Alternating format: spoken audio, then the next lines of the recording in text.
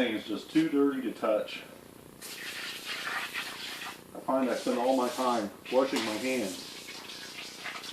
So if I'm going to work on this, I need to get it clean. Don't worry, I realize there might be water in this product, so I'll spray it down with card cleaner to get rid of all that stuff after I do this.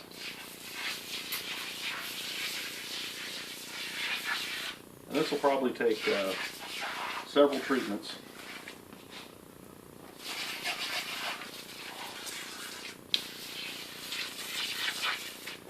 And I'll probably still get filthy when I work on it, but it won't be so bad.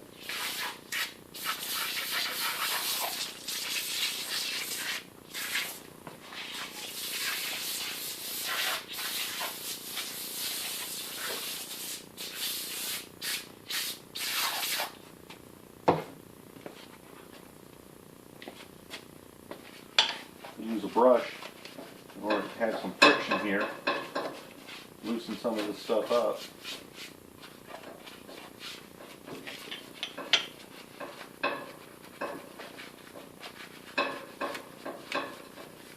I can't remember how good of a paintbrush this was, but I needed something to go to work on this. So I just grabbed one out of my painting supplies.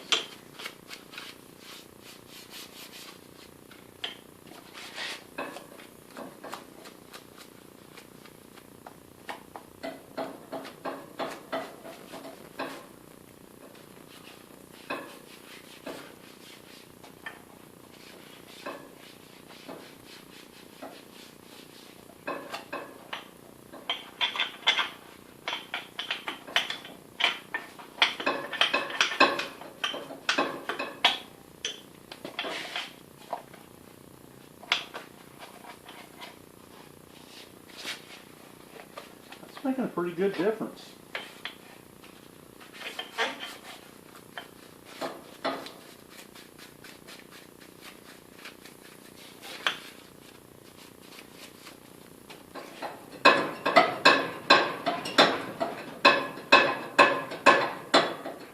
I'll eventually be tearing this all apart. I'm looking for an original leg set for this.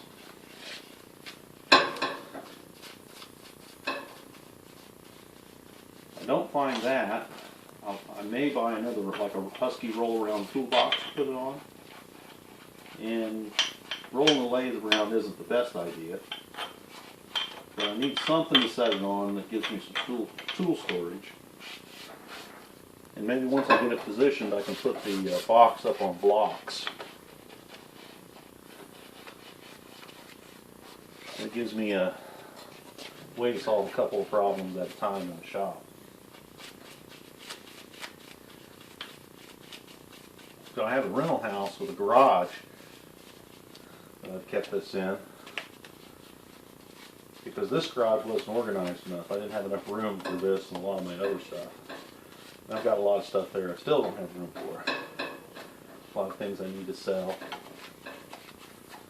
So this represents a little step in the right direction on the project of cleaning that garage out.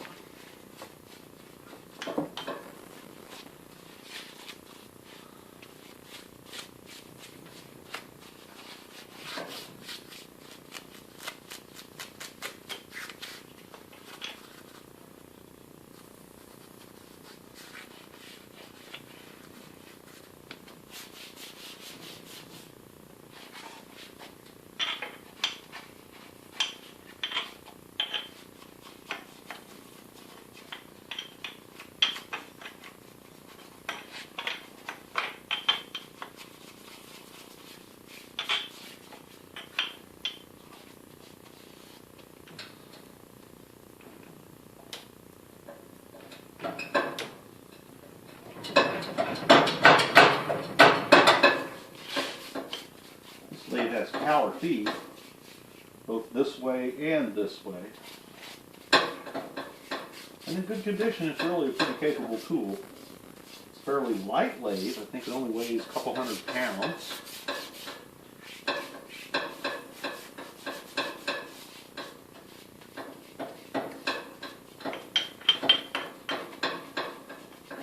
Really high high quality lathe at this size would be 400 or 500 pounds.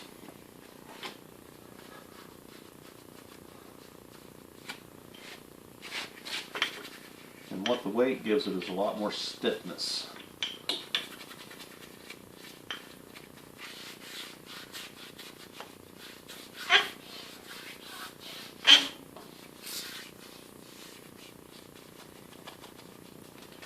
Wow.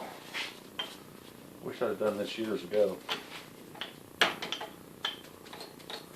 Part of it is just, you know, a tool like this has an oil film on it and it's been sitting in storage for so long, every little speck of dust that falls on it just sticks to it.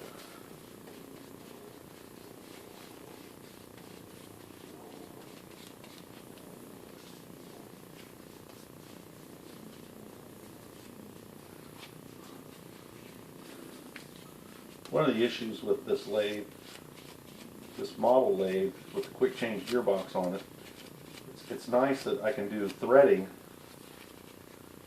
without having to manually change gears. I can just change gear ratios by shifting the gearbox, by moving these levers.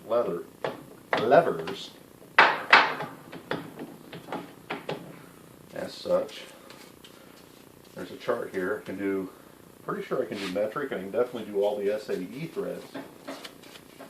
A lot of SAE threads.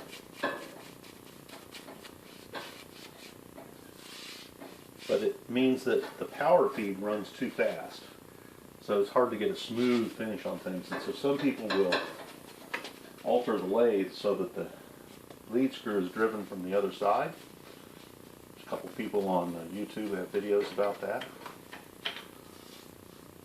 So that would be a very long distance project. The whole time I'm working on this, I'll be thinking about how to make it better. And I may come up with a geared way to do that. There's gears behind this panel that feed into this gearbox. If I could make some parts that would make a gear that would, you know, send the driving force to here at a slower speed, maybe a quarter or a fifth or a tenth of the speed, then I would solve that particular issue on this lathe in a novel way, which would be interesting to me. So I don't get a lot of time to work on my projects, so I hope that this isn't something that becomes stalled. But if I can come out here, spend a little bit of time on this every day, or a few times a week, I can make a lot of progress.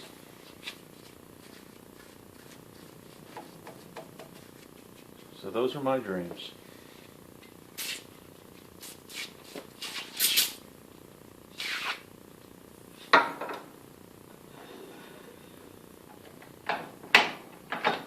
I'm going to put this in gear. See if I can turn this lead screw. Maybe that's locked.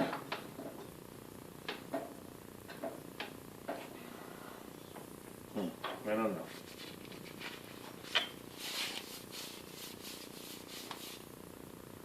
One thing at a time. My ways are in pretty decent shape. It's got a few common things that are wore out on it that these lathes always seem to have wore out. We'll work on fixing those one at a time.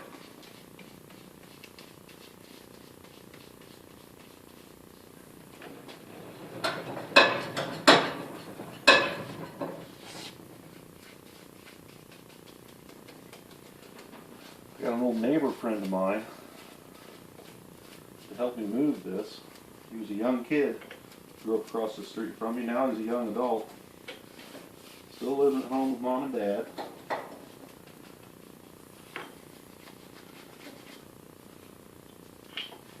One of those all too common stories.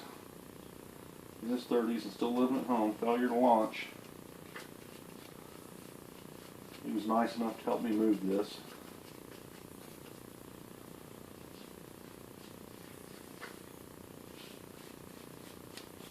And it's really too heavy for one person to pick up. But he's young and full of piss and vinegar, and I let him carry the heavy end. He did a fine job.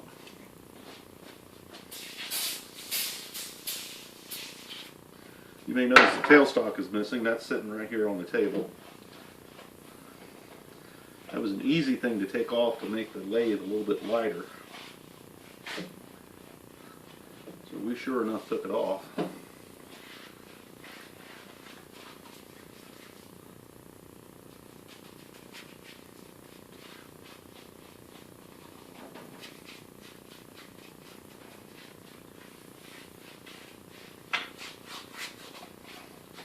There's so many tools that I have that aren't here, and so many tools I'd like to have. I have a sandblaster, which might be a nice thing for cleaning up some of these parts before I repaint them. I think anything I take apart, I'll probably repaint while I have it down.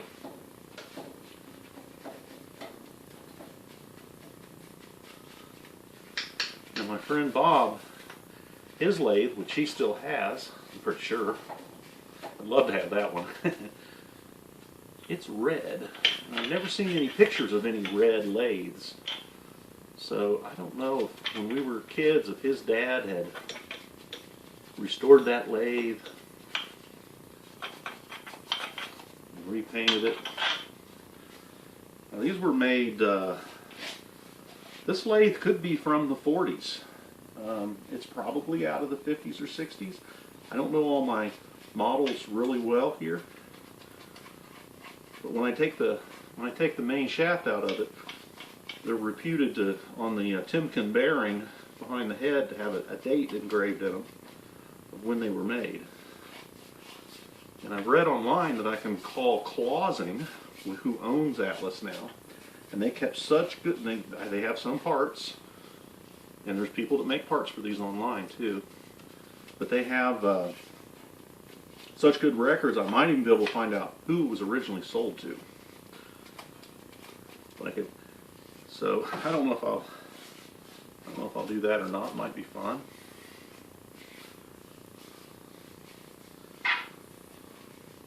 Something else I've noticed about metal lathes is they're all this hand. They all have the controls with the head on the left-hand side.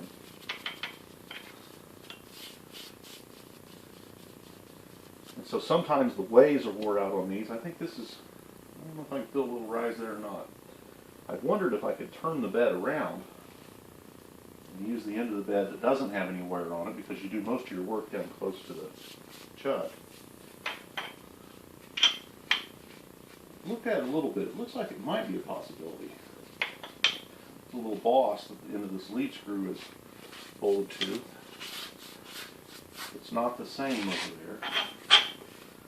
It might be the only thing that's different.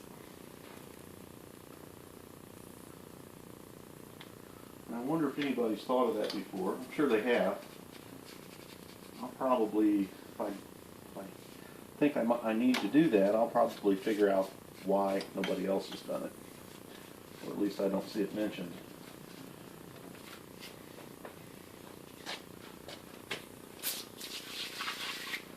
A lot of times when nobody does something a certain way, there's a very good reason for it.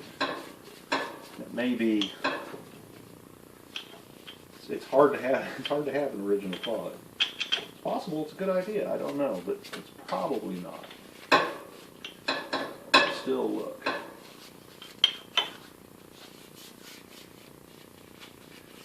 Okay, well I hope this hasn't been too boring.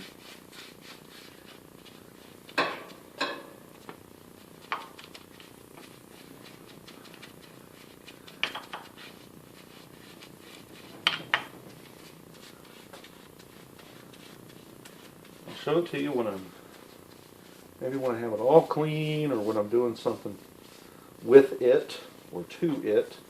We'll come back to this. Well, I found out that the carburetor cleaner says cleans all unpainted metal parts. Read the directions. It's a bit of a paint stripper. I got this dried off before that stripped. This is actually embossed. I'm sure I could repaint that and then wipe the paint off of the top of it, but I want to try and avoid that. I'm not trying to do a museum restoration. So it's still got a little bit of grime on it. Quite a bit cleaner. I can touch it now. I can see what color it is. All that good stuff. Here's my grimy tailstock.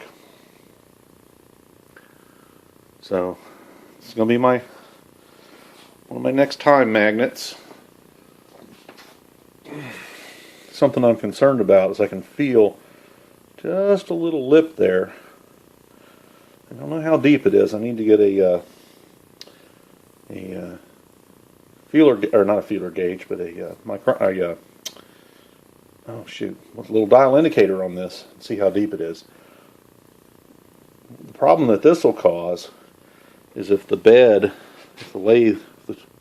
moves down, I'll never be able to cut anything but a taper here, which will be very, very slight.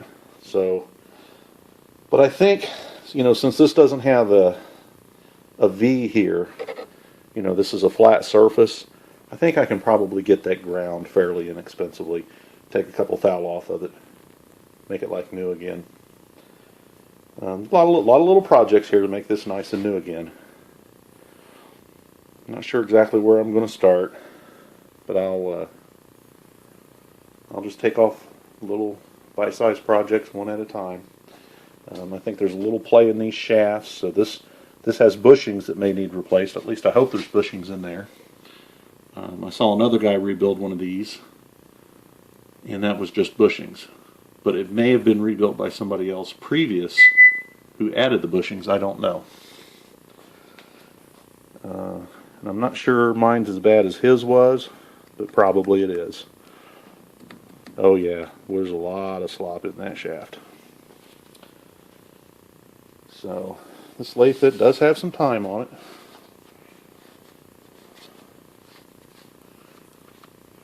So I realize there's water in the other thing, so hopefully the carburetor cleaner will have chased most of that out of there. I'll dry this off and hit it with some brake clean